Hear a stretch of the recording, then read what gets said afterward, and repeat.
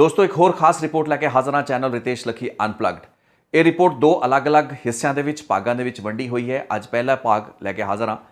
गल होएगी पंजाब के मरहूम मुख्यमंत्री सरदार बेअंत सिंह उत्ते हुए उस आत्मघाती हमले की। 31 अगस्त 1995 अज तो ठीक 26 साल पहला पंजाब के सिविल सकत्रेत में होया वह आत्मघाती हमला। एक मनुखी बंब दिलावर सिंह वालों पंजाब के मुख्यमंत्री समेत 17 लोगों को इस हमले के विच मारता गया सी। ये बहुत ही वड्डा अतवादी हमला मन्निया गया, दहशतगर्दी हमला मन्निया गया। पूरे देश पूरी दुनिया के विच एक बहुत ही वड्डे हमले के रूप में वेखे गए। इस पूरे अटैक की, इस सुसाइड बॉम्बिंग की प्लैनिंग किवें हुई सी, किवें वो जिहड़ा मनुखी बंब से दिलावर उसनूं तैयार किया गया तो उसके पिछे किहड़ियां जथेबंदियां शामिल रहीआं। इस साजिश किवें रची गई तो साजिश तो पहलां दे तकरीबन 2 या 3 हफ्ते का घटनाक्रम मैं अज इस रिपोर्ट के पहले हिस्से में थोड़े सामने बयान करांगा। ये सारियां गल्लां बातां तफ्तीशां ते बाद दे विच अदालतां विच जिहड़े मुकदमे चले उन्हां दे मुताबक ये सारे तत्थ जिहड़े हैगे ने वो थोड़े तक नशर करांगे। रिपोर्ट के अगले हिस्से दे विच मैं उस जांच पड़ताल की गल करांगा। ये सारे लोग किवें फड़े गए, एक एक करके एक्यूज़ड इस केस विच किवें फड़े गए, तरे गए, बाद दे विच उन्हां दे मुकदमे किवें चले, बुड़ैल जेल चों किवें जगतार सिंह हवाला ते वो तमाम लोग भज्जण विच कामयाब रहे तो बाद दे विच दोबारा उन्होंने फड़िया गया। केस के ट्रायल किवें चले तो बाद दे विच CBI ने जो कि इस मामले की जांच एजेंसी सी उसने अपने केस को स्थापित किवें किया। ये दूसरा हिस्सा होगा। लेकिन अज की शुरुआत करते हैं 31 अगस्त 1995 की उस घटना जिस विच कि मुख्यमंत्री बेअंत सिंह होना की मौत हुई। उन्होंने दे नाल उन्हों दे सुरक्षा घेरे ते कई होर खास लोग जिन्हां विच एक MLA शामिल सी, एक उन्हों का पर्सनल जिहड़ा डॉक्टर शामिल सी, वो भी इस बंब धमाके विच मारे जाते हैं। सो पूरी साजिश प्लान होंदी है। सरहदों पार पाकिस्तान जर्मनी के बैठे हुए बब्बर खालसा इंटरनैशनल के जोड़े सरगना जिन्हों के कि वधावा सिंह बब्बर, मैल सिंह बब्बर, इस तो इलावा रेशम सिंह जो कि जर्मनी के बब्बर खालसा इंटरनैशनल का मुखी सी, USA के बैठे हरजीत पुल्लर, ये कुछ मेन कॉन्सपीरेटर मेन साजिशकर्ता इस पूरे कांड के मन्ने गए हैगे ने, जिन्होंने अपने लोकल जिहड़ा हैंड या लोकल ऑपरेटिव इन्हां दा जगतार सिंह हवारा उसनूं इस वारदात नूं अंजाम देने लई मार्च या अप्रैल 1995 के महीने के विच भारत भेजा सी। ये दस दी भी जगतार सिंह हवारा पाकिस्तान के विच कई साल ला चुकिया सी, काफ़ी घੱਟ उसकी उम्र सी, लेकिन उसने पाकिस्तान के विच रहिंदिਆਂ होया बब्बर खालसा के खाड़कू वजों उत्थे बकायदा ट्रेनिंग लई जिस विच कि उन्होंने इस तरीके के मनुखी बंब बनाने, उन्होंने एग्जीक्यूट करना, उन्होंने डेटोनेट करना, इस चीज़ की जी ट्रेनिंग सी दी गई सी। ये तुहानूं मैं दस देवां भी इस पूरी घटना या इस पूरे मनुखी बंब का जिहड़ा धमाका सी उसनूं अंजाम देने वाला दिलावर सिंह पंजाब पुलिस के विच SPO सी। इस तो इलावा बलवंत सिंह राजोआना जिहड़े सन वो पंजाब पुलिस के विच एक मुलाजम सन। बलवंत सिंह राजोआना उस बैकअप के रूप में भी दिलावर सिंह के नाल रहे।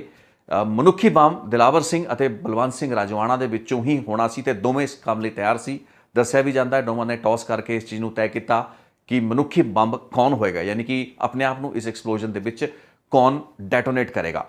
बलवंत सिंह राजोआना ये दस दिए थोनों कि खालिस्तान लिबरेशन फोर्स KLF वो जथेबंदी गुरजंट सिंह बुद्ध सिंह वाला उन्होंने दौर के विच नवनीत कादियां, प्रीतम सिंह सेखों वर्गे उस जिहड़ी जथेबंदी के जिहड़े आगू सन या लीडर सन या जिहड़े मेन करता धरता या मुखिया हुंदे सन, वो सब नूं इन्हां तमाम सालों के विच 1992 तो लैके 1995 के विच न्यूट्रलाइज करता गया सी।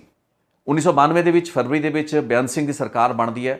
पंजाब दे विच 26% वोटर टर्नआउट के नाल बनी कांग्रेस की यह सरकार जिस विच कि बहुतात या मैजोरिटी के विच कांग्रेस के MLA होंदे ने।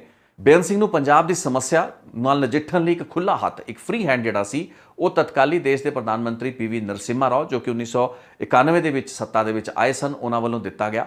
बेअंत सिंह ने पंजाब के DGP KPS गिल दे नाल मिल के या उन्हां नूं अगे खुला हथ दे के आने वाले तकरीबन 3.25 साल दे विच पंजाब दे विच खाड़कूवाद या खाड़कू लहर जिहड़े भी कारकून सन उन्होंने खिलाफ बहुत ही सख्त कार्रवाई जिहड़ी सी उसनूं कीता। इस सख्त कार्रवाई की आड़ दे विच बहुत ही मनुखी अधिकारां दा घाण पंजाब दे विच भी होया ते हज़ारां जिहड़े बेदोशे नौजवान सी उन्हां दे भी मारे जाण दीयां खबरां लगातार आउंदियां रहीआं। हालात इस पद्धर तक पहुँच चुके सन कि बेअंत सिंह जिहड़े सन 1994 ते 95 के साल दे विच मनुखी अधिकारां दी वायलेशनस लई लगातार घिरदे हुए नज़र आ रहे सन। यह भी फैक्ट है 1991 के साल का मैं बीते अपने आखिरी वीडियो के जिक्र किया सी तकरीबन 5000 तो वध जिहड़ियां मौतां वख-वख जिहड़ी अतवादी वारदातां दे विच होईयां सन वो अंकड़ा लगातार 1992, 93, 94 दे विच घटदा चला गया।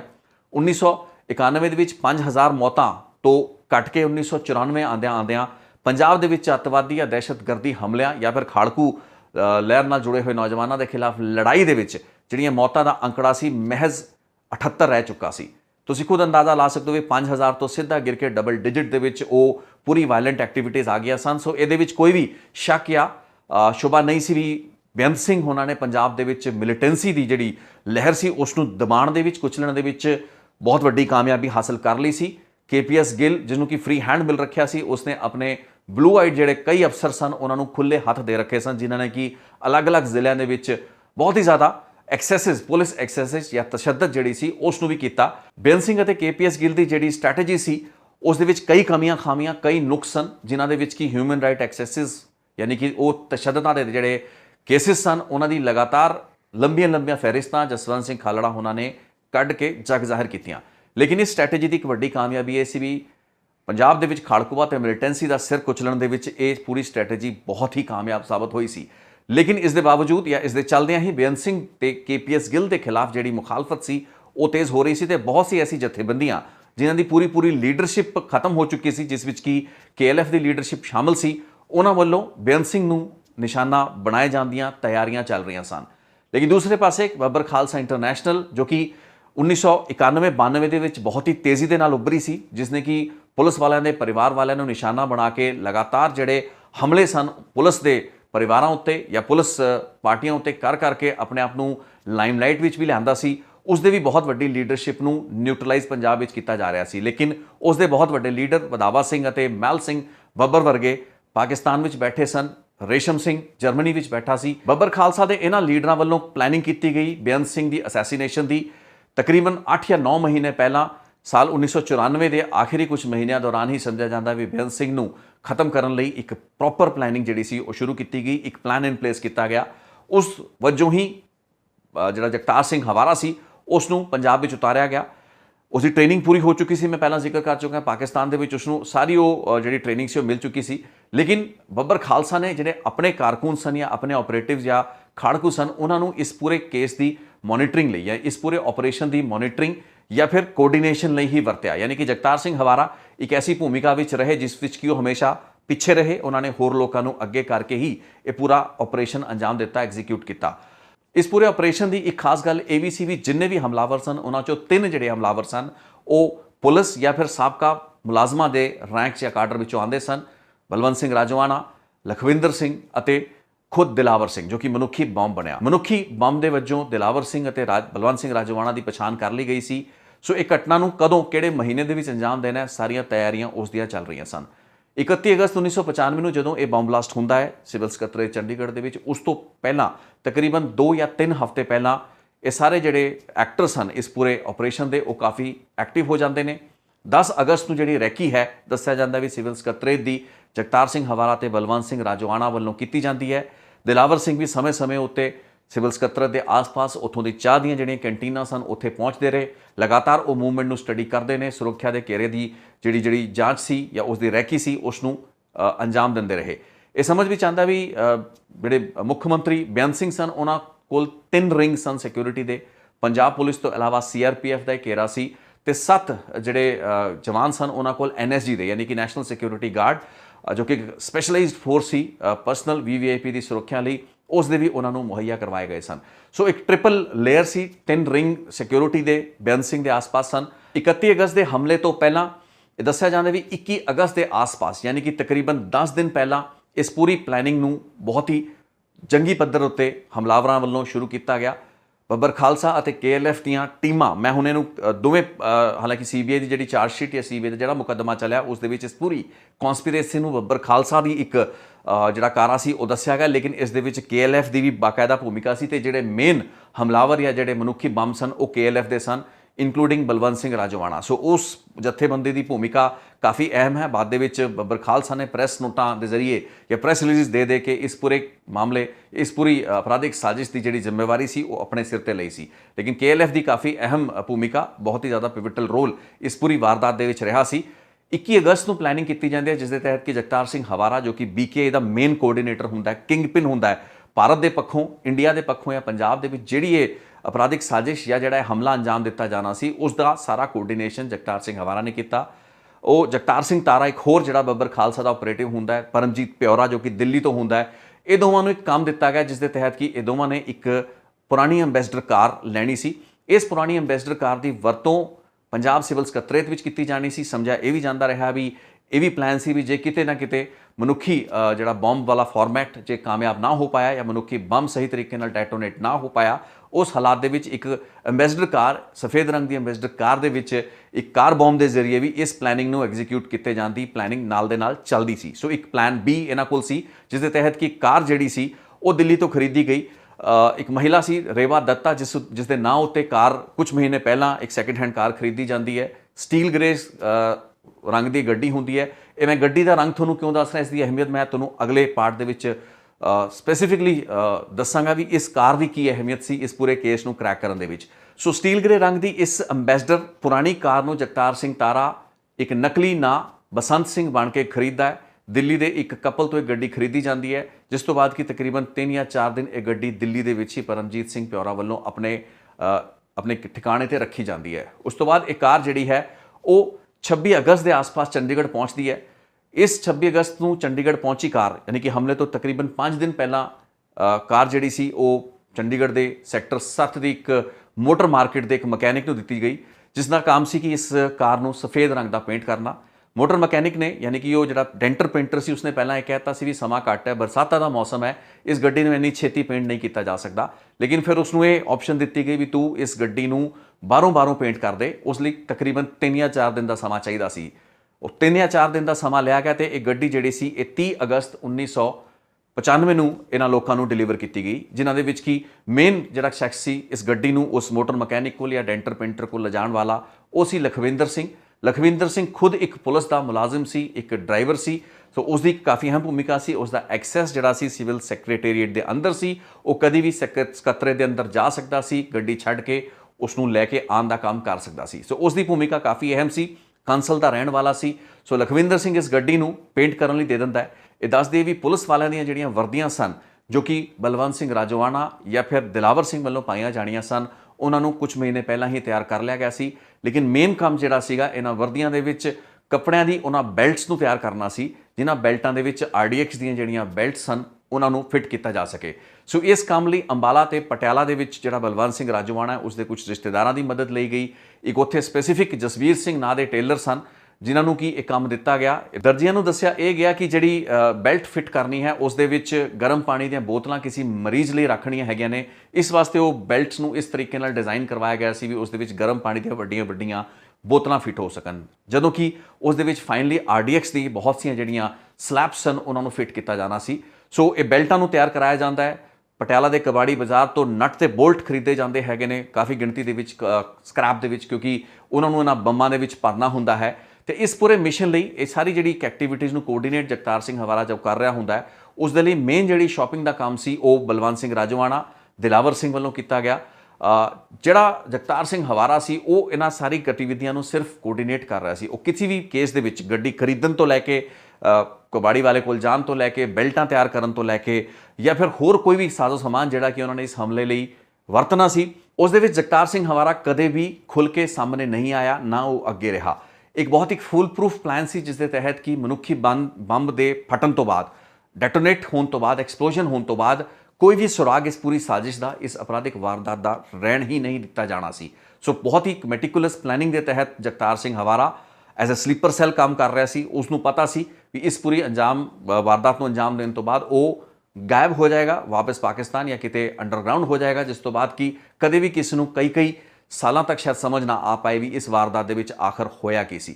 ਮਨੁੱਖੀ ਬੰਬ ਨੂੰ ਡੈਟੋਨੇਟ ਕਰਨ ਲਈ ਜਿਹੜੀਆਂ ਬੈਟਰੀਆਂ ਦੀ ਵਰਤੋਂ ਹੋਣੀ ਸੀ ਉਹ 9 ਵੋਲਟ ਦੀਆਂ ਬੈਟਰੀਆਂ ਸਨ। ਤਕਰੀਬਨ 2 ਤੋਂ 3 9 ਵੋਲਟ ਦੀਆਂ ਜਿਹੜੀਆਂ ਬੈਟਰੀਆਂ ਸੀ ਉਹ ਗੁਰਮੀਤ ਸਿੰਘ ਵੱਲੋਂ ਲਈਆਂ ਗਈਆਂ। ਗੁਰਮੀਤ ਸਿੰਘ ਇੰਜੀਨੀਅਰ ਦੇ ਨਾਂ ਨਾਲ ਉਹ ਜਾਣਿਆ ਜਾਂਦਾ ਸੀ।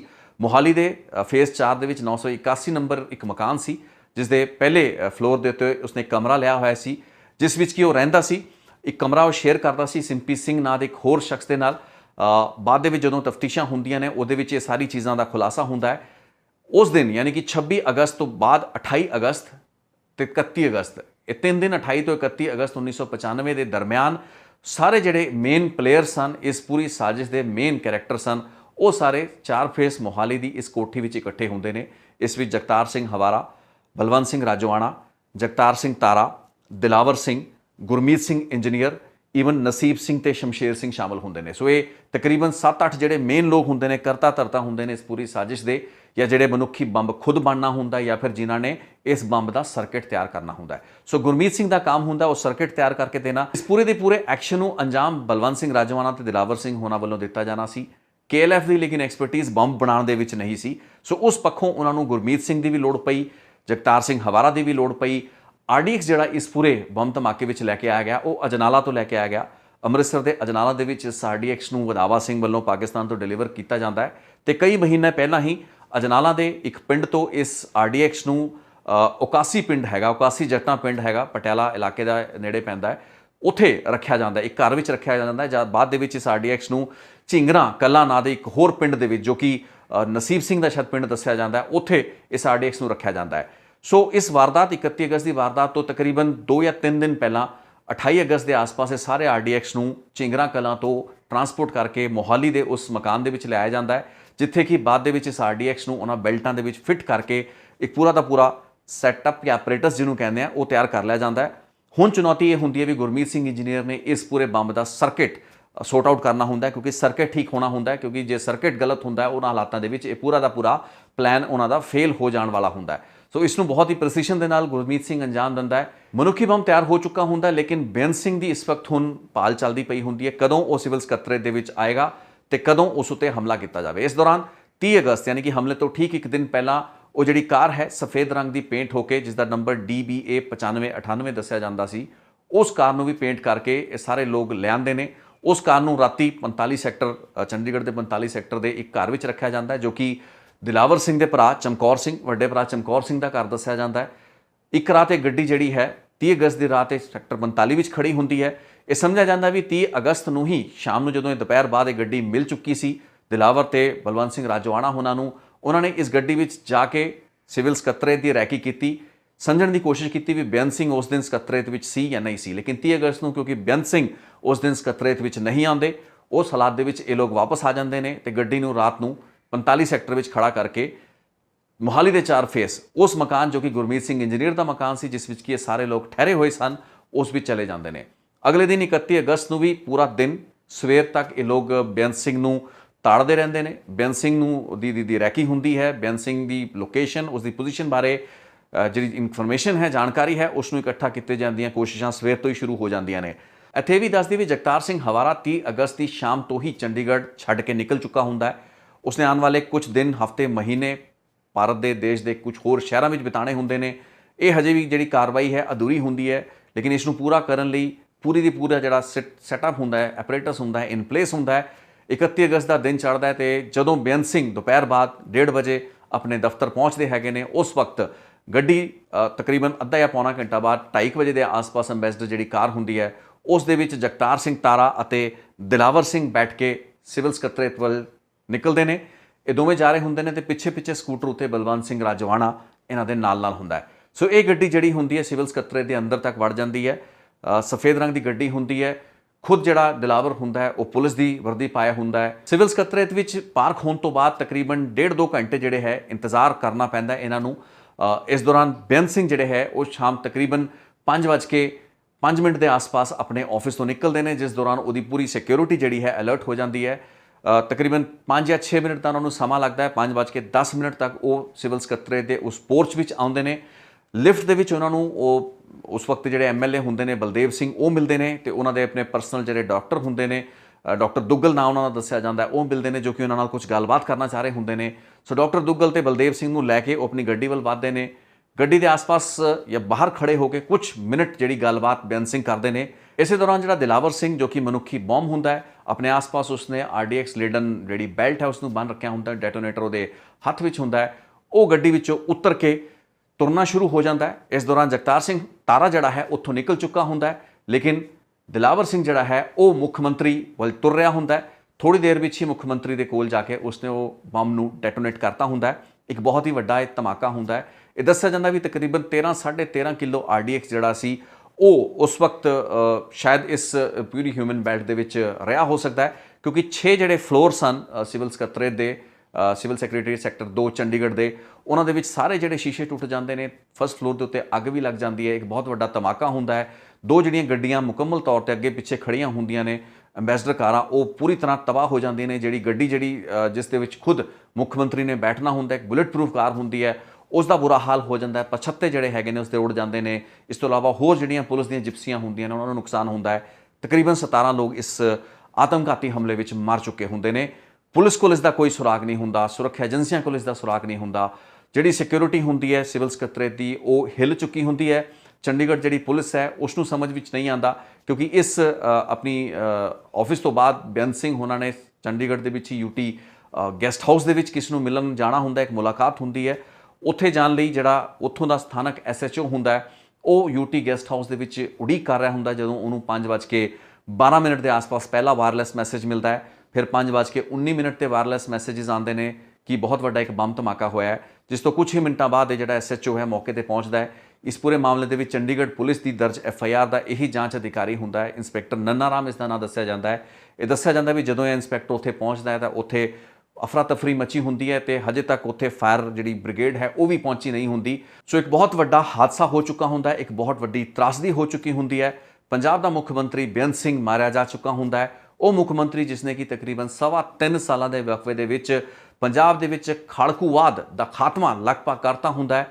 ਪੰਜਾਬ ਦੇ ਵਿੱਚ ਇੱਕ ਸ਼ਾਂਤੀ ਦੀ ਬਹਾਲੀ ਦਾ ਇੱਕ ਪ੍ਰੋਸੈਸ ਸ਼ੁਰੂ ਹੀ ਹੋਇਆ ਹੁੰਦਾ ਹੈ। ਸਭ ਨੂੰ ਇਹ ਸਮਝ ਵਿੱਚ ਆਉਣਾ ਸ਼ੁਰੂ ਹੋ ਚੁੱਕਾ ਹੁੰਦਾ ਵੀ ਹੁਣ ਪੰਜਾਬ ਦੇ ਵਿੱਚੋਂ ਵਾਰਦਾਤਾਂ ਬੰਦ ਹੋ ਚੁੱਕੀਆਂ ਨੇ, ਜੋ ਕਿ ਹੁਣ ਤੋਂ ਕੁਝ ਸਾਲ ਪਹਿਲਾਂ ਤੱਕ ਲਗਾਤਾਰ ਹੋ ਰਹੀਆਂ ਸਨ। ਲੇਕਿਨ ਐਡਾ ਵੱਡਾ ਧਮਾਕਾ ਜਿਸ ਨੇ ਨਾ ਸਿਰਫ ਪੰਜਾਬ ਨੂੰ ਬਲਕਿ ਪੂਰੇ ਦੇਸ਼ ਤੇ ਦੁਨੀਆ ਨੂੰ ਹਿਲਾ ਕੇ ਰੱਖਤਾ ਹੁੰਦਾ ਹੈ। ਦਿੱਲੀ ਤੱਕ ਖਬਰਾਂ ਪਹੁੰਚਦੀਆਂ ਨੇ, ਐਡੀ ਵੱਡੀ ਵਾਰਦਾਤ ਤੇ ਉਹ ਵੀ ਇਸ ਪ੍ਰੈਸੀਸ਼ਨ ਦੇ ਨਾਲ ਅੰਜਾਮ ਦਿੱਤੀ ਗਈ ਹੁੰਦੀ ਹੈ। ਇਸ ਪੂਰੀ ਸਾਜ਼ਿਸ਼ ਦੇ ਜਿੰਨੇ ਵੀ ਕੈਰੈਕਟਰ ਤੇ ਪਲੇਅਰਸ ਹੁੰਦੇ ਨੇ ਅਲੱਗ-ਅਲੱਗ ਇਲਾਕਿਆਂ ਵਿੱਚ ਜਾ ਚੁੱਕੇ ਹੁੰਦੇ ਨੇ। ਬਲਵੰਤ ਸਿੰਘ ਰਾਜੋਆਣਾ ਆਪਣਾ ਸਕੂਟਰ ਲੈ ਕੇ ਉਸੇ ਸ਼ਾਮ ਪਟਿਆਲਾ ਨਿਕਲ ਚੁੱਕਾ ਹੁੰਦਾ, ਜਿੱਥੋਂ ਕਿ ਉਹ ਸਕੂਟਰ ਨੂੰ ਖੜਾ ਕਰਕੇ ਬੱਸ ਦੇ ਵਿੱਚ ਅੱਗੇ ਨਿਕਲ ਜਾਂਦਾ, ਜਿਸ ਤੋਂ ਬਾਅਦ ਕਿ ਉਹਨੇ ਆਉਣ ਵਾਲੇ ਕਈ ਹਫ਼ਤੇ ਤੇ ਮਹੀਨੇ ਕਈ ਸ਼ਹਿਰਾਂ ਵਿੱਚ ਬਿਤਾਣੇ ਹੁੰਦੇ ਨੇ, ਜਿਸ ਵਿੱਚ ਉਹ ਸਭ ਤੋਂ ਪਹਿਲਾਂ ਨਾਗਪੁਰ ਜਾਂਦਾ ਹੈ। ਨਾਗਪੁਰ ਤੋਂ ਬਾਅਦ ਉਹ ਫਿਰ ਆਗਰਾ ਜਾਂਦਾ ਹੈ, ਕਲਕੱਤਾ ਜਾਂਦਾ ਹੈ, ਫਰੂਖਾਬਾਦ ਜਾਂਦਾ ਹੈ, ਇਸ ਤੋਂ ਇਲਾਵਾ ਅੰਬਾਲਾ ਜਾਂਦਾ ਹੈ। ਸੋ ਕਈ ਥਾਵਾਂ ਤੇ ਹੋਟਲਾਂ ਦੇ ਵਿੱਚ ਅਲੱਗ-ਅਲੱਗ ਨਾਂ ਵਰਤ ਕੇ ਬਲਵੰਤ ਸਿੰਘ ਰਾਜੋਆਣਾ ਜਿਹੜਾ ਹੈ ਆਉਣ ਵਾਲੇ ਕਈ ਮਹੀਨੇ ਪੁਲਿਸ ਦੀ ਜਾਂਚ ਏਜੰਸੀਆਂ ਦੀ ਨਜ਼ਰਾਂ ਤੋਂ, ਉਹਨਾਂ ਦੀ ਗਿਰਫਤ ਤੋਂ ਬਹੁਤ ਦੂਰ ਰਹਿੰਦਾ ਹੈ। ਜਗਤਾਰ ਸਿੰਘ ਹਵਾਰਾ ਪਹਿਲਾਂ ਹੀ ਚੰਡੀਗੜ੍ਹ ਛੱਡ ਕੇ ਜਾ ਚੁੱਕਾ ਹੁੰਦਾ ਤੇ ਉਸ ਦੀ ਮੂਵਮੈਂਟ ਵੀ ਇਹਨਾਂ ਮਹੀਨਿਆਂ ਦੇ ਵਿੱਚ ਅਲੱਗ-ਅਲੱਗ ਥਾਵਾਂ ਤੇ ਹੁੰਦੀ ਹੈ। ਦੱਸਿਆ ਵੀ ਜਾਂਦਾ ਵੀ ਬਲਵੰਤ ਸਿੰਘ ਰਾਜੋਆਣਾ ਤੇ ਜਗਤਾਰ ਸਿੰਘ ਹਵਾਰਾ ਕਈ ਥਾਵਾਂ ਤੇ ਕਈ ਮਹੀਨੇ ਬਾਅਦ ਦੇ ਵਿੱਚ ਅਲੱਗ-ਅਲੱਗ ਹੋਟਲਾਂ ਦੇ ਵਿੱਚ ਅਲੱਗ-ਅਲੱਗ ਨਾਂ ਦੇ ਨਾਲ ਇਕੱਠੇ ਵੀ ਰਹਿੰਦੇ ਰਹੇ। ਸੋ ਦਸੰਬਰ 1995 ਤੱਕ ਜਦ ਤੱਕ ਇਹ ਦੋਨੋਂ ਗ੍ਰਿਫਤਾਰ ਨਹੀਂ ਹੁੰਦੇ, ਤਦ ਤੱਕ ਇਹ ਪੂਰੀ ਜਿਹੜੀ ਗੁੱਥੀ ਹੈ ਮੁਕੰਮਲ ਤੌਰ ਤੇ ਸੁਲਝ ਨਹੀਂ ਪਾਉਂਦੀ। ਲੇਕਿਨ 31 ਅਗਸਤ 1995 ਦੀ ਇਸ ਵਾਰਦਾਤ ਤੋਂ ਬਾਅਦ ਕੁਝ ਹੀ ਦਿਨ ਬਾਅਦ ਸਭ ਤੋਂ ਕ੍ਰਿਟੀਕਲ ਜਿਹੜੀ ਲੀਡ ਹੈ ਉਹ ਜਾਂਚ ਏਜੰਸੀਆਂ ਨੂੰ ਮਿਲਦੀ ਹੈ, ਕਿਉਂਕਿ ਜਦੋਂ ਇਹ ਧਮਾਕਾ ਹੋਇਆ ਹੁੰਦਾ ਹੈ ਉਸ ਵਕਤ ਤੱਕ ਪੁਲਿਸ ਜਾਂ ਜਾਂਚ ਏਜੰਸੀਆਂ ਸਮਝਣ ਦੇ ਵਿੱਚ ਅਸਮਰੱਥ ਹੁੰਦੀਆਂ ਨੇ ਵੀ ਇਹ ਬੰਬ ਧਮਾਕਾ ਕਿਵੇਂ ਹੋਇਆ। ਮਨੁੱਖੀ ਬੰਬ ਯਾਨੀ ਕਿ ਹਿਊਮਨ ਬੰਬ ਦੀ ਜਿਹੜੀ ਆ ਐਕਸਪਲੋਜਨ ਦੀ ਜਿਹੜੀ ਥਿਊਰੀ ਹੁੰਦੀ ਹੈ ਉਹ ਬਹੁਤ ਦੇਰ ਦੇ ਨਾਲ ਪਿਕਚਰ ਦੇ ਵਿੱਚ ਆਉਂਦੀ ਹੈ। ਸਭ ਤੋਂ ਪਹਿਲਾਂ ਤਾਂ ਇਸ ਨੂੰ ਇੱਕ ਕਾਰ ਬੰਬ ਧਮਾਕਾ ਕਿਹਾ ਜਾਂਦਾ ਹੈ, ਦੱਸਿਆ ਜਾਂਦਾ ਹੈ।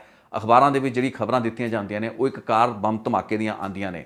ਲੇਕਿਨ ਇਹ ਦੱਸਦੀ ਹੈ ਵੀ UNI ਜਿਹੜੀ ਨਿਊਜ਼ ਏਜੰਸੀ ਹੈ 31 ਅਗਸਤ ਨੂੰ ਇਸ ਬੰਬ ਧਮਾਕੇ ਜੋ ਕਿ ਸ਼ਾਮ 5:15 ਵਜੇ ਤੋਂ ਪਹਿਲਾਂ ਹੋ ਚੁੱਕਾ ਹੁੰਦਾ ਹੈ, ਉਸ ਦੀ ਜਿਹੜੀ ਸਭ ਤੋਂ ਪਹਿਲੀ ਜਾਣਕਾਰੀ ਜੋ ਕਿ ਇਸ ਵਾਰਦਾਤ ਦੀ ਜ਼ਿੰਮੇਵਾਰੀ ਕਬੂਲਣ ਵਾਲੀ ਜਾਣਕਾਰੀ ਹੁੰਦੀ ਹੈ ਉਹ UNI ਨਿਊਜ਼ ਏਜੰਸੀ ਦੇ ਦਿੱਲੀ ਦਫ਼ਤਰ ਦੇ ਵਿੱਚ ਫੈਕਸ ਕਰਕੇ ਬੱਬਰ ਖਾਲਸਾ ਇੰਟਰਨੈਸ਼ਨਲ ਵੱਲੋਂ ਲਈ ਜਾਂਦੀ ਹੈ। ਵਧਾਵਾ ਸਿੰਘ, ਮਾਲ ਸਿੰਘ ਬੱਬਰ ਵੱਲੋਂ ਇਹ ਜ਼ਿੰਮੇਵਾਰੀ ਬੱਬਰ ਖਾਲਸਾ ਤੇ ਜਿਹੜਾ ਉਹਨਾਂ ਦਾ ਲੈਟਰ ਹੈਡ ਹੁੰਦਾ ਹੈ ਉਸ ਉੱਤੇ ਇੱਕ ਬਿਆਨ ਦੀ ਸ਼ਕਲ ਦੇ ਵਿੱਚ ਸਾਹਮਣੇ ਆਉਂਦੀ ਹੈ, ਜਿਸ ਉੱਤੇ ਕਿ ਵਧਾਵਾ ਸਿੰਘ ਅਤੇ ਮਾਲ ਸਿੰਘ ਉਹਨਾਂ ਦੇ ਹਸਤਾਖਰ ਹੁੰਦੇ ਨੇ। ਸੋ UNI ਏਜੰਸੀ ਕੋਲ ਰਾਤ 11:30 ਵਜੇ ਇਸ ਬੰਬ ਧਮਾਕੇ ਤੋਂ ਤਕਰੀਬਨ 6 ਘੰਟੇ ਬਾਅਦ ਪਹਿਲੀ ਜਿਹੜੀ ਸੂਚਨਾ ਮਿਲਦੀ ਹੈ, ਬੱਬਰ ਖਾਲਸਾ ਵੱਲੋਂ ਇਹ ਜ਼ਿੰਮੇਵਾਰੀ ਲਈ ਜਾਂਦੀ ਹੈ। ਇਸ ਤੋਂ ਬਾਅਦ 2 ਸਤੰਬਰ ਤੇ 7 ਸਤੰਬਰ ਨੂੰ ਹੋਰ ਜਿਹੜੀਆਂ ਅਖਬਾਰਾਂ ਹੁੰਦੀਆਂ ਨੇ, ਜਿਨ੍ਹਾਂ ਵਿੱਚ ਕਿ ਹਿੰਦ ਸਮਾਚਾਰ ਜਿਹੜਾ ਅਖਬਾਰਾਂ ਦਾ ਗਰੁੱਪ ਹੈ, ਸਮੂਹ ਹੈ, ਪੰਜਾਬ ਕੇਸਰੀ, ਜਗਬਾਣੀ, ਉਹਨਾਂ ਨੂੰ ਵੀ ਇਸੇ ਤਰੀਕੇ ਦੇ ਫੈਕਸ ਆਉਂਦੇ ਨੇ ਜਿਸ ਵਿੱਚ ਕਿ ਇਸ ਪੂਰੇ ਹਮਲੇ ਦੀ ਜ਼ਿੰਮੇਵਾਰੀ ਬੱਬਰ ਖਾਲਸਾ ਵੱਲੋਂ ਲਈ ਗਈ ਹੁੰਦੀ ਹੈ। ਲੇਕਿਨ ਸਭ ਤੋਂ ਜਿਹੜੀ ਕ੍ਰਿਟੀਕਲ ਲੀਡ ਹੈ ਜੋ ਕਿ ਪੁਲਿਸ ਦੀ ਆਪਣੀ ਤਫਤੀਸ਼ ਦੇ ਪੱਖੋਂ ਆਣੀ ਹੁੰਦੀ ਹੈ, ਕਿਉਂਕਿ ਪੁਲਿਸ ਇਸ ਪੂਰੇ ਕੇਸ ਨੂੰ ਇੱਕ ਬਹੁਤ ਵੱਖਰੇ ਤਰੀਕੇ ਨਾਲ ਦੇਖ ਰਹੀ ਹੁੰਦੀ ਹੈ। ਚੰਡੀਗੜ੍ਹ ਪੁਲਿਸ ਦੇ ਵਿੱਚ ਚੰਡੀਗੜ੍ਹ ਪੁਲਿਸ ਕੋਲੇ ਜਿਹੜਾ ਕੇਸ ਹੈ ਰਾਤ ਤਕਰੀਬਨ 8:30 ਵਜੇ ਰਜਿਸਟਰ ਕਰ ਲਿਆ ਜਾਂਦਾ ਹੈ, ਜਿਸ ਨੂੰ ਕਿ ਉਸੇ ਰਾਤ CBI ਟੇਕ ਓਵਰ ਕਰ ਲੈਂਦੀ ਹੈ। ਕੇਂਦਰ ਸਰਕਾਰ ਵੱਲੋਂ CBI ਨੂੰ ਇਸ ਪੂਰੇ ਕੇਸ ਦੀ ਜਾਂਚ ਦੇ ਦਿੱਤੀ ਜਾਂਦੀ ਹੈ। ਡੇ 1 ਤੋਂ ਹੀ ਇਸ ਪੂਰੇ ਮਾਮਲੇ ਦੀ ਜਾਂਚ ਜਿਹੜੀ CBI ਕਰਦੀ ਹੈ। 2, 3 ਤੇ 4 ਸਤੰਬਰ ਨੂੰ ਬਹੁਤ ਹੀ ਇੰਪੋਰਟੈਂਟ ਜਿਹੜੀਆਂ ਲੀਡਸ ਨੇ ਇਸ ਪੂਰੇ ਕੇਸ ਦੇ ਵਿੱਚ ਜਾਂਚ ਏਜੰਸੀਆਂ ਨੂੰ ਮਿਲਦੀਆਂ ਨੇ। ਸਾਜ਼ਿਸ਼ ਦੀ ਪੂਰੀ ਕਹਾਣੀ ਮੈਂ ਤੁਹਾਨੂੰ ਦੱਸ ਚੁੱਕਾ ਹਾਂ, ਕਿਵੇਂ ਜਗਤਾਰ ਸਿੰਘ ਹਵਾਰਾ ਨੂੰ ਭਾਰਤ ਭੇਜਿਆ ਜਾਂਦਾ ਹੈ, ਫਿਰ ਕਿਵੇਂ ਉਹ ਟਾਈ ਅਪ ਕਰਦੇ ਨੇ KLF ਦੇ ਬਲਵੰਤ ਸਿੰਘ ਰਾਜੋਆਣਾ ਹੋਣਾ ਦੇ ਨਾਲ, ਦਿਲਾਵਰ ਸਿੰਘ ਦੀ ਭਾਲ ਕਿਵੇਂ ਕੀਤੀ ਜਾਂਦੀ ਹੈ, ਗੁਰਮੀਤ ਸਿੰਘ ਇੰਜੀਨੀਅਰ ਦਾ ਰੋਲ ਕੀ ਹੁੰਦਾ ਹੈ, ਐਂਬੈਸਡਰ ਕਾਰ ਨੂੰ ਕਿਉਂ ਖਰੀਦਿਆ ਜਾਂਦਾ ਹੈ, ਉਹਦਾ ਕੀ ਮਨੋਰਥ ਹੁੰਦਾ ਹੈ ਤੇ ਬਾਅਦ ਦੇ ਵਿੱਚ ਉਸ ਐਂਬੈਸਡਰ ਕਾਰ ਨੇ ਕੀ ਪੁਆੜਾ ਪਾਣਾ ਹੁੰਦਾ ਹੈ, ਉਸ ਪੂਰੀ ਇਨਵੈਸਟੀਗੇਸ਼ਨ ਦੇ ਪੱਖੋਂ ਕਿੱਡੀ ਵੱਡੀ ਇੱਕ ਲੀਡ ਜਾਂ ਸਭ ਤੋਂ ਵੱਡਾ ਜਿਹੜਾ ਸਬੂਤ ਹੈ ਉਸ ਐਂਬੈਸਡਰ ਕਾਰ ਨੇ ਬਣਨਾ ਹੁੰਦਾ ਹੈ, ਜਿੱਥੋਂ ਕਿ ਇਸ ਪੂਰੀ ਧਰ ਪਕੜਨੇ ਸ਼ੁਰੂ ਹੋਣਾ ਹੁੰਦਾ ਹੈ। ਕਈ ਮਹੀਨਿਆਂ ਦੇ ਵਿੱਚ ਇਹ ਸਾਰੇ ਦੇ ਸਾਰੇ ਜਿਹੜੇ ਮੇਨ ਕੈਰੈਕਟਰਸ ਹੈਗੇ ਨੇ ਇਸ ਪੂਰੀ ਸਾਜ਼ਿਸ਼ ਦੇ, ਉਹਨਾਂ ਨੇ ਪੁਲਿਸ ਦੇ ਹੱਥ ਜਾਂ CBI ਦੇ ਹੱਥ ਲੱਗ ਜਾਣਾ ਹੁੰਦਾ ਹੈ। ਪ੍ਰੋਗਰਾਮ ਦੇ ਅਗਲੇ ਹਿੱਸੇ ਦੇ ਵਿੱਚ ਇਸ ਦੀ ਜਾਣਕਾਰੀ ਦਾਂਗਾ। ਇਹ ਕੇਸ ਮੁਕੱਦਮਾ ਕਿਵੇਂ ਚੱਲਿਆ, ਮੁਕੱਦਮੇ ਦੇ ਵਿੱਚ ਤਕਰੀਰਾਂ ਕੀ ਦਿੱਤੀਆਂ ਗਈਆਂ, ਬਲਵੰਤ ਸਿੰਘ ਰਾਜੋਆਣਾ ਨੇ ਇਸ ਕੇਸ ਦੇ ਵਿੱਚ ਇਸ ਕੇਸ ਦੀ ਸਾਰੀ ਜ਼ਿੰਮੇਵਾਰੀ ਕਬੂਲੀ, KLF ਦੇ ਆਪਰੇਟਿਵ ਨੇ ਸਾਰੀ ਜ਼ਿੰਮੇਵਾਰੀ ਕਬੂਲੀ, ਲੇਕਿਨ ਜਗਤਾਰ ਸਿੰਘ ਹਵਾਰਾ ਨੇ ਸਾਰੀ ਗੱਲਾਂ ਤੋਂ ਇਨਕਾਰ ਕਰਤਾ। ਜੇ ਜਗਤਾਰ ਸਿੰਘ ਹਵਾਰਾ ਉਹਨਾਂ ਦੇ ਵਕੀਲਾਂ ਦੀ ਆਪਾਂ ਗੱਲ ਮੰਨ ਲਈਏ ਤਾਂ ਦਿਲਾਵਰ ਸਿੰਘ ਐਗਜ਼ਿਸਟ ਹੀ ਨਹੀਂ ਸੀ ਕਰਦਾ, ਯਾਨੀ ਕਿ ਮਨੁੱਖੀ ਬੰਬ ਜੋ ਬਣਿਆ ਦਿਲਾਵਰ ਸਿੰਘ ਉਹ ਅੱਜ ਐਗਜ਼ਿਸਟ ਨਹੀਂ ਕਰਦਾ। ਇਹ ਸਾਰੀਆਂ ਗੱਲਾਂ ਬਾਤਾਂ ਜਦੋਂ ਅਦਾਲਤਾਂ ਦੇ ਵਿੱਚ ਜਗਤਾਰ ਸਿੰਘ ਹਵਾਰਾ ਨੇ ਇਸ ਕੇਸ ਦੇ ਵਿੱਚ ਬਚਣ ਲਈ ਆਪਣੇ ਮੁਕੱਦਮਿਆਂ ਦੀ ਪੈਰਵੀ ਕੀਤੀ, ਜੋ ਕਿ ਬਲਵੰਤ ਸਿੰਘ ਰਾਜੋਆਣਾ ਜਾਂ ਹੋਰ ਕਈ ਲੋਕਾਂ ਵੱਲੋਂ ਨਹੀਂ ਕੀਤੀ ਗਈ, ਉਸ ਦੇ ਵਿੱਚ ਜਗਤਾਰ ਸਿੰਘ ਹਵਾਰਾ ਨੇ ਇਸ ਪੂਰੀ ਹਿਊਮਨ ਬੰਬ ਦੀ ਜਿਹੜੀ ਥਿਊਰੀ ਸੀ ਉਸ ਨੂੰ ਨਹੀਂ ਮੰਨਿਆ। ਬਹੁਤ ਸੇ ਹੋਰ ਵੀ ਲੋਕ ਸਨ ਜੋ ਕਿ ਇਸ ਪੂਰੀ ਸਾਜ਼ਿਸ਼ ਦੇ ਕੋ-ਕੌਂਸਪੀਰੇਟਰ ਸਾਜ਼ਿਸ਼ਕਰਤਾਵਾਂ ਦੇ ਵਿੱਚੋਂ ਆਉਂਦੇ ਸਨ, ਉਹਨਾਂ ਨੇ ਵੀ ਇਸ ਥਿਊਰੀ ਨੂੰ ਬਿਲਕੁਲ ਸਿਰੇ ਤੋਂ ਨਕਾਰਤਾ। ਇਸ ਤਰੀਕੇ ਦੇ ਇਲਜ਼ਾਮ ਜਿਹੜਾ ਡਿਫੈਂਸ ਪੱਖ ਸੀ ਜਗਤਾਰ ਸਿੰਘ ਹਵਾਰੇ ਜਾਂ ਹੋਰ ਕੌਂਸਪੀਰੇਟਰਸ ਦਾ, ਉਹਨਾਂ ਵੱਲੋਂ ਇਹ ਗੱਲਾਂ ਕਹੀਆਂ ਗਈਆਂ ਵੀ ਇਹ ਸਾਰੀ ਜਿਹੜੀ ਥਿਊਰੀ ਹੈ ਹਿਊਮਨ ਬੰਬ ਦੀ, ਇਹ KPS ਗਿੱਲ ਦੇ ਮਾਈਂਡ ਦੀ ਕਾਢ ਹੈ। ਇਹ KPS ਗਿੱਲ ਨੇ ਆਪਣੀ ਇੱਕ ਥਿਊਰੀ ਘੜਤੀ। ਇਸ ਪੂਰੀ ਵਾਰਦਾਤ ਦੇ ਵਿੱਚ ਕੁਝ ਹੋਰ ਕਾਰਨ ਸਨ, ਸਾਜ਼ਿਸ਼ ਬਹੁਤ ਵੱਡੀ ਸੀ, ਲੇਕਿਨ ਇਸ ਚੀਜ਼ ਨੂੰ ਬੱਬਰ ਖਾਲਸਾ ਦਾ ਇੱਕ ਐਕਸ਼ਨ ਦੱਸਣ ਲਈ KPS ਗਿੱਲ ਦੇ ਮਾਈਂਡ ਤੇ ਉਸ ਦੇ ਬ੍ਰੇਨ ਦੇ ਵਿੱਚੋਂ ਹੀ ਨਿਕਲੀ ਹੋਈ ਇੱਕ ਉਪਜ ਸੀ ਇਹ ਪੂਰੀ ਦੀ ਪੂਰੀ ਹਿਊਮਨ ਬੰਬ ਥਿਊਰੀ। ਉਹ ਜਿਹੜੇ ਵੀ ਪ੍ਰੈਸ ਨੋਟ ਬੱਬਰ ਖਾਲਸਾ ਨੇ UNI ਨੂੰ ਭੇਜੇ, ਜਾਂ ਜਿਹੜੇ ਪ੍ਰੈਸ ਨੋਟ ਬੱਬਰ ਖਾਲਸਾ ਹੋਣਾ ਵੱਲੋਂ ਹਿੰਦ ਸਮਾਚਾਰ ਨੂੰ ਭੇਜੇ ਗਏ, ਜਿੰਨੇ ਵੀ ਸਬੂਤ ਲੱਗੇ ਉਹ ਸਾਰੇ ਦੇ ਸਾਰੇ ਗਲਤ ਹੈਗੇ ਨੇ। ਇਹ ਜਗਤਾਰ ਸਿੰਘ ਹਵਾਰਾ ਤੇ ਉਸ ਦੇ ਵਕੀਲ ਕਹਿੰਦੇ ਰਹੇ ਨੇ। ਸੋ ਉਹਨਾਂ ਦੇ ਮੁਤਾਬਿਕ ਜਿਹੜਾ ਦਿਲਾਵਰ ਸਿੰਘ ਹੈ ਉਸ ਦੀ ਕੋਈ ਵੀ ਹੋਂਦ ਜਾਂ ਐਗਜ਼ਿਸਟੈਂਸ ਨਹੀਂ ਹੈ। ਜੇ ਆਪਾਂ ਉਹਨਾਂ ਦੇ ਕੇਸ ਜਾਂ ਉਸ ਦੇ ਕੇਸ ਦੇ ਵਿੱਚ ਜਿਹੜਾ ਡਿਫੈਂਸ ਬਿਲਡਅਪ ਕੀਤਾ ਗਿਆ ਹੈ ਉਹਨਾਂ ਦੇ ਵਕੀਲਾਂ ਵੱਲੋਂ ਉਸ ਨੂੰ ਸਮਝਣ ਦੀ ਕੋਸ਼ਿਸ਼ ਕਰੀਏ, ਲੇਕਿਨ ਦੂਸਰੇ ਪਾਸੇ ਬਲਵੰਤ ਸਿੰਘ ਰਾਜੋਆਣਾ ਨੇ ਇਹ ਸਾਰੀ ਦੀ ਸਾਰੀ ਜ਼ਿੰਮੇਵਾਰੀ ਕਬੂਲੀ। ਬਾਅਦ ਦੇ ਵਿੱਚ ਅਦਾਲਤਾਂ ਦੇ ਵਿੱਚ ਹੋਰ ਕੀ ਕੁਝ ਹੋਇਆ, ਕੀ ਕੁਝ ਵਾਪਰਿਆ, ਕਿਵੇਂ ਫਿਰ ਬਾਲ ਦੇ ਵਿੱਚ ਸਾਰੇ ਲੋਕ ਜੇਲ੍ਹ ਤੋੜ ਕੇ ਫੇਰ ਭੱਜ ਗਏ, ਜਗਤਾਰ ਸਿੰਘ ਹਵਾਰਾ, ਪਰਮਜੀਤ ਪਿਉਰਾ, ਜਗਤਾਰ ਸਿੰਘ ਤਾਰਾ ਹੋਣੀ, ਬਲਵੰਤ ਸਿੰਘ ਰਾਜੋਆਣਾ ਹੋਣਾ ਦੇ ਨਾਲ ਜੇਲ੍ਹ ਦੇ ਵਿੱਚ ਕਿਸ ਗੱਲ ਨੂੰ ਲੈ ਕੇ ਤਕਰਾਰ ਹੋਈ ਸੀ, KLF ਤੇ ਬੱਬਰ ਖਾਲਸਾ ਦੀ ਕੀ ਕੋਈ ਟਸਲ ਆਪਸ ਦੇ ਵਿੱਚ ਇਸ ਕੇਸ ਦੀ ਜ਼ਿੰਮੇਵਾਰੀ ਨੂੰ ਲੈ ਕੇ ਰਹੀ, ਕੀ ਇਸ ਦੇ ਵਿੱਚ ਨਾ ਕੋਈ ਹੋਰ ਖੱਟ ਗਿਆ ਤੇ ਐਕਸ਼ਨ ਕੋਈ ਹੋਰ ਕਰਦਾ ਰਹਿ ਰਿਹਾ ਸੀ ਜਾਂ ਕੀਤਾ। ਇਹ ਸਾਰੀਆਂ ਕੁਝ ਗੱਲਾਂ ਬਾਤਾਂ ਨੇ, ਇਨਕਲੂਡਿੰਗ ਦ ਫੈਕਟ ਵੀ ਇਸ ਪੂਰੇ ਕੇਸ ਦੀ ਜਿਹੜੀ ਜੜ ਹੈ, ਯਾਨੀ ਕਿ ਇੱਕ ਬਹੁਤ ਹੀ ਫੁੱਲ ਪ੍ਰੂਫ ਤਰੀਕੇ ਨਾਲ ਅੰਜਾਮ ਦਿੱਤਾ ਗਿਆ ਇਹ ਮਨੁੱਖੀ ਬੰਬ ਧਮਾਕਾ, ਉਸ ਦੇ ਵਿੱਚ ਕਿਵੇਂ ਪਹਿਲੀ ਲੀਡ CBI ਨੂੰ ਮਿਲੀ, ਪੁਲਿਸ ਨੂੰ ਮਿਲੀ, ਤੇ ਫਿਰ ਬਾਅਦ ਦੇ ਵਿੱਚ ਕਿਵੇਂ ਉਹਨਾਂ ਨੇ ਇਹ ਸਾਰੇ ਲੋਕਾਂ ਤੱਕ ਪਹੁੰਚ ਕੀਤੀ ਹੈ, ਇਹਨਾਂ ਨੂੰ ਗ੍ਰਿਫਤਾਰ ਕੀਤਾ। ਪ੍ਰੋਗਰਾਮ ਦੇ ਅਗਲੇ ਹਿੱਸੇ ਵਿੱਚ ਲੈ ਕੇ ਹਾਜ਼ਰ ਹੋਵਾਂਗਾ। ਤਦ ਤੱਕ ਟਿਊਨ ਇਨ ਰਹੋ, ਰਿਤੇਸ਼ ਲਖੀ ਅਨਪਲੱਗ ਨਾਲ ਜੁੜੇ ਰਹੋ। ਬਹੁਤ ਬਹੁਤ ਧੰਨਵਾਦ।